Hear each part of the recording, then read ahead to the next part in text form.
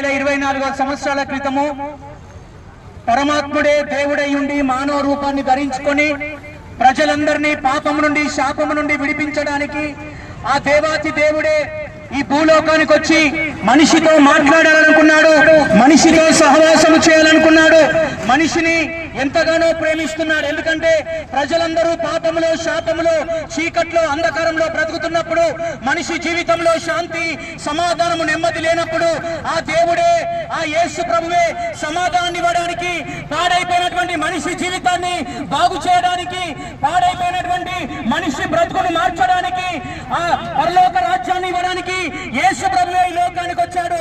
ఒకవేళ ఈ మాటలు వింటున్నటువంటి ప్రియ సహోదరి సహోదరుడా, నీ జీవితంలో శాంతి లేదా, సమాధానం లేదా, నెమ్మది లేదా, పాపమనే ఊపిలో చనిపోతూ బ్రతుకుతున్నావా?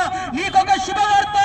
యేసు ప్రభువు ఆ భయంకరమైనటువంటి పాపం నుండి శాపం నుండి నిన్ను విడిపించడానికి ఆయన ఈ లోకానికి వచ్చాడు.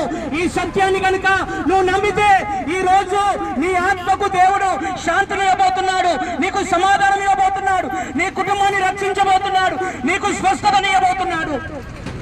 అందుకే ప్రయాసపడి భారం మోసుకుని వచ్చిన సమస్త జనులారా నా యొద్దకు రండి, మీకు విశ్రాంతిని ఇస్తానంటున్నాడు. నశించిపోయిన దాన్ని వెతికి రక్షించడానికే మనుష్య కుమారుడు ఈ లోకానికి వచ్చాడు. ఆయన 2024 సంవత్సరాల క్రితము ఆయన ఈ లోకానికి వచ్చాడు.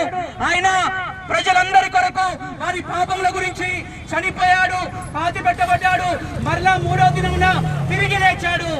హల్లెలూయా.